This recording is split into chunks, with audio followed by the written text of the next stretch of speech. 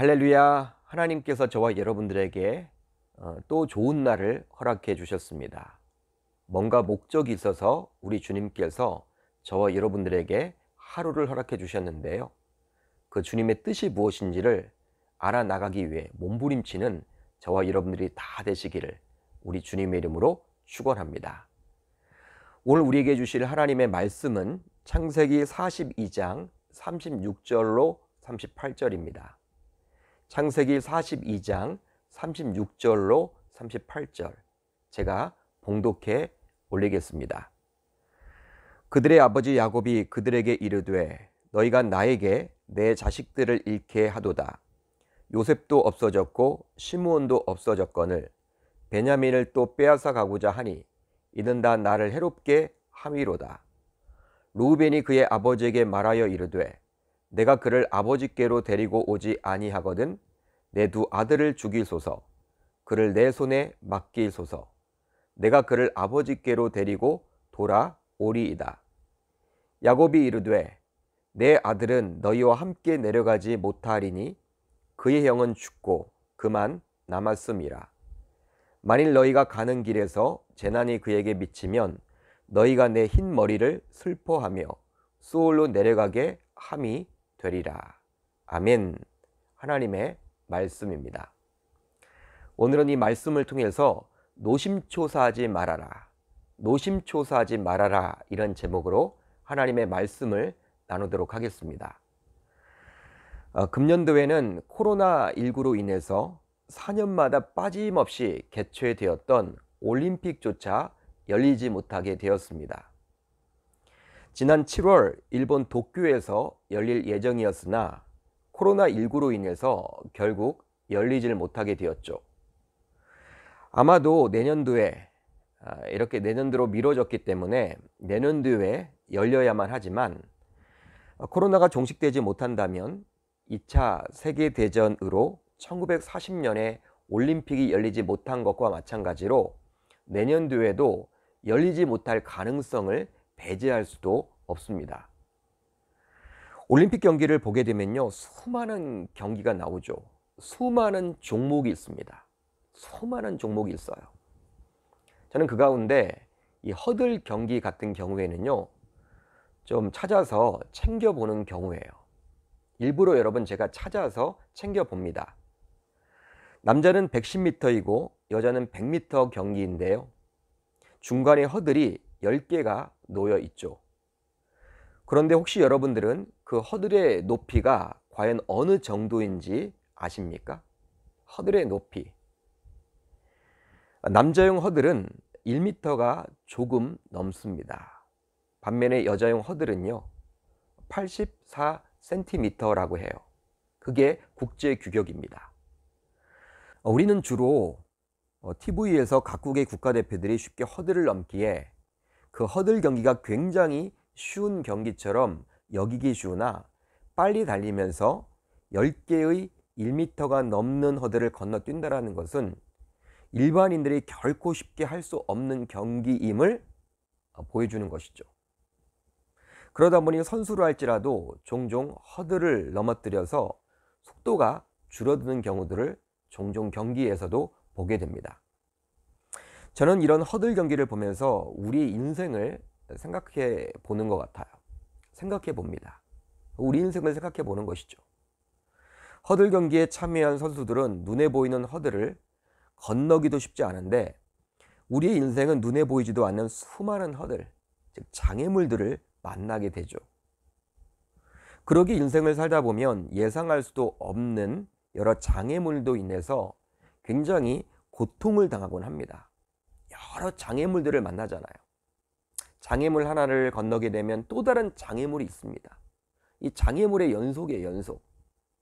그러다 보니까 우리 인생은 굉장히 고통스럽죠. 고통이 굉장히 크죠. 그래서일까 유명한 누군가는 우리의 인생을 가리켜서 인생은 고해와도 같다. 고해와도 같다라고 이런 말도 남겼어요. 그렇다면 하나님을 믿는 우리 신자들의 인생은 행복한 일로만 가득 차 있습니까? 하나님을 믿는 우리 신자들의 인생은 정말 행복한 인생만 가득 차 있을까요? 결국 그렇지 않죠. 세상 불신자들과 동일한 고난 속에서 하루하루를 살아갈 수밖에 없어요. 그게 여러분 현실입니다.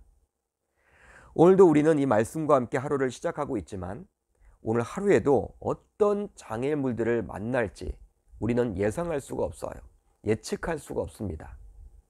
그러다 보니 우리 신자들도 세상 불신자들과 동일하게 하루하루 노심초사하면서 살아가곤 하죠. 노심초사는 한자 그대로 마음속으로 애를 쓰며 속을 태운다라는 의미를 가지고 있어요. 마음속으로 애를 쓰며 속을 태운다. 즉 염려 걱정 근심하면서 하루하루 살아가므로 속이 새카맣게 타들어간다. 그런 의미입니다. 그런데 오늘 본문을 보세요. 오늘 본문 안으로 들어가 보면 하루하루 노심초사하면서 살아가고 있는 한 인물을 볼 수 있는데요. 바로 야곱이란 인물입니다. 야곱이란 사람이에요. 야곱은 애굽에 다녀온 아들들을 통해서 그간 아들들이 애굽에서 어떤 일을 경험했는지에 대해서 잘 들었습니다. 즉 애굽의 총리에 의해서 이 아들들이 정탐꾼으로 몰렸던 이야기까지 아주 상세하게 잘 들었죠. 그러면서 야곱은 아들들에 의해서 그 형제 중 시므온이 애굽의 오간에 갇혀 있다는 사실도 알게 되었으며 그 시므온을 위해서라도 하루빨리 자신의 막내 베냐민을 데리고 다시금 애굽으로 돌아가야 한다라는 이 아들들의 이야기를 들었습니다. 바로 애굽의 총리였던 요셉은 형들을 풀어주는 대신에 막내 아우를 데려올 때까지 시므온 한 사람만 감옥에 있도록 했기 때문이죠. 이런 상황에 처하게 되자 요셉의 형들은 지난날 자신들이 요셉에게 저지른 악행을 떠올리며 회개까지 하게 되죠. 그 내용이 바로 어제도 우리가 잠시 살펴봤지만 21절입니다. 그들이 서로 말하되 우리가 아우의 일로 말미암아 범죄하였도다. 그가 우리에게 애걸할 때 그 마음의 괴로움을 보고도 듣지 아니하였으므로 이 괴로움이 우리에게 임하도다. 이렇게 요셉의 형들은 회개한 이후로 이제 많이 변해 있습니다. 실제로 많이 변했어요. 오늘 본문 37절을 보세요. 37절을 보시면 막내 아들 베냐민을 잃을 수 없다면 내놓지 않는 그 야곱에게 장남 르우벤이 다음과 같이 아버지께 제안하면서 아버지를 설득하는 그 장면이 나와요. 바로 37절이죠. 르우벤이 그의 아버지에게 말하여 이르되 내가 그를 아버지께로 데리고 오지 아니하거든 내 두 아들을 죽이소서 그를 내 손에 맡기소서 내가 그를 아버지께로 데리고 돌아오리이다. 야곱의 장남인 르우벤은 베냐민을 데리고 애굽으로 가서 또 다른 형제인 시므온을 구해야 한다는 생각으로 인해 아버지인 야곱을 적극적으로 설득하고 있어요. 내 두 아들을 죽이소서 그를 내 손에 맡기소서 이런 말까지 하면서 이 형제를 발휘하는 것이죠. 이 시므온을 구하려고 하는 거예요. 그렇지만 야곱은 끝까지 막내 베냐민을 놓지 못하고 있습니다. 놓지 못하고 있어요. 자, 오늘 본문 36절을 보시면 창세기의 저자는 야곱을 가리켜서 다음과 같이 말해주고 있죠. 그들의 아버지 야곱. 야곱을 소개하면서 이 36절은 어떻게 소개를 하고 있습니까? 그들의 아버지 야곱이다. 이것은 바로 야곱이 요셉과 베냐민의 아버지만이 아니라 나머지 10명의 아들의 아버지임을 말해주고 있는 거예요. 그들의 아버지다.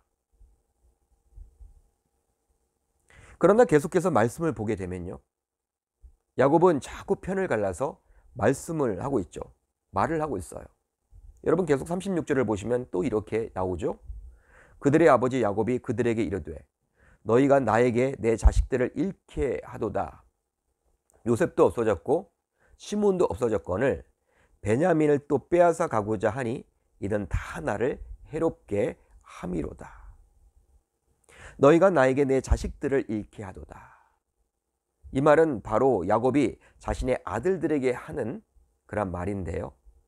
아무리 아들들의 행동이 못마땅하고 마음에 들지 않는다 할지라도 어떻게 아비로서 자식들에게 이런 말을 할 수 있단 말입니까? 여러분, 내 자식이란 표현은요, 이 문맥을 보게 되면 요셉과 시므온과 베냐민만 내 아들이라고 야곱이 지금 말해주고 있는 거예요.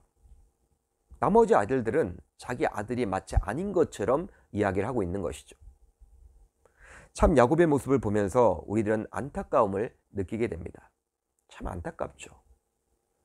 여러분, 그리고 아직 시므온은 살릴 수가 있잖아요. 시므온이 지금 죽은 게 아닙니다. 죽지 않았어요. 분명히 자신들의 아들들을 통해서 애굽의 오간에 갇혀 있기에 막내 아들인 야곱의 막내 아들, 형들의 그냥 막내 동생인 이 베냐민만 데려가면 이 시므온을 구할 수가 있거든요. 이런 이야기를 들었습니다. 살릴 수 있습니다. 희망이 아직 있는 거예요.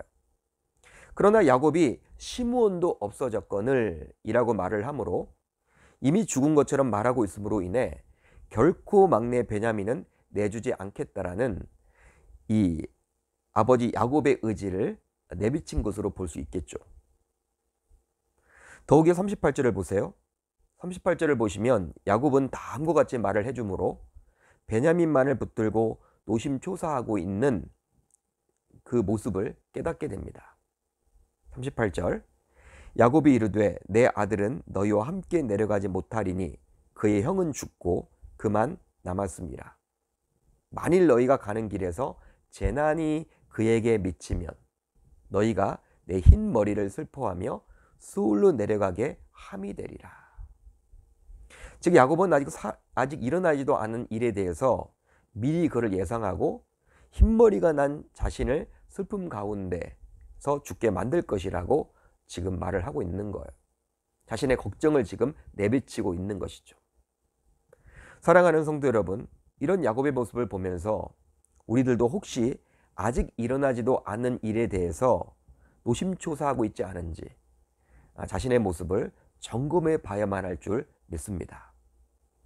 하나님을 믿는다고 하면서도 혹시 아직 일어나지도 않는 그 일로 인해서 그것을 예상해서 미래에 일어날 일, 아직 일어나지도 않는 그 일 때문에 미래에 일어날 것이다 라는 그 추측성, 그 염려를 하고 있지 않습니까?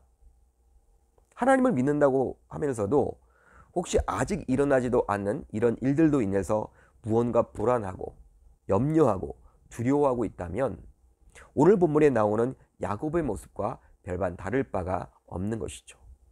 바로 노심초사하고 있는 모습 말입니다.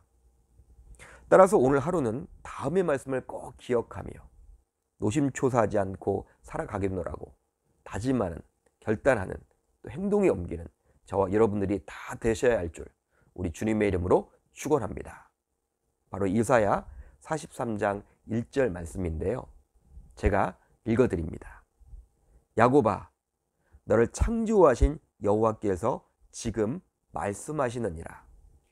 이스라엘아, 너를 지으신 이가 말씀하시느니라. 너는 두려워하지 말라. 내가 너를 구속하였고 내가 너를 지명하여 불렀나니 너는 내 것이라.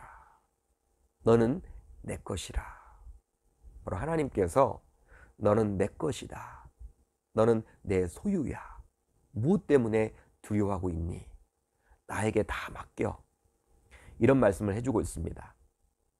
여러분, 보통 노심초사는요, 대부분의 경우 일어나지도 않았던 일, 아직 벌어지지도 않은 일, 일어날 것으로 예상해서 우리가 굉장히 염려하고 근심하고 걱정함으로 인해서 이 두려움이 생길 때 일어나는 것이라고들 합니다.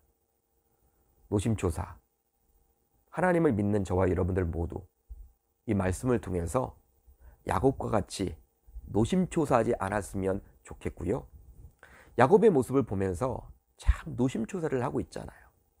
이 베냐민이 정말 귀한 이 베냐민이 어떻게 될까봐, 어떤 그런 위기를 만날까봐 여러분 애지중지하는데, 여러분 그런 모습은 결코 하나님을 믿는 우리들의 모습이 되어서는 안 되겠죠.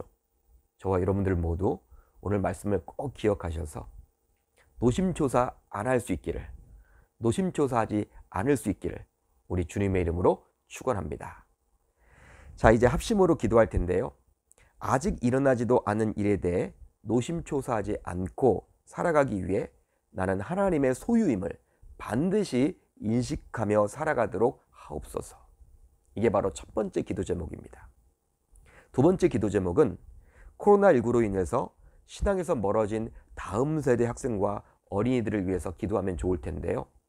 그들이 신앙을 잃지 않음으로 말미암아, 하나님을 떠나지 않음으로 말미암아 정말 우리 교회의 대들보가 되고 미래로 잘 성장할 수 있도록 해달라고 그렇게 기도하시면 좋겠습니다.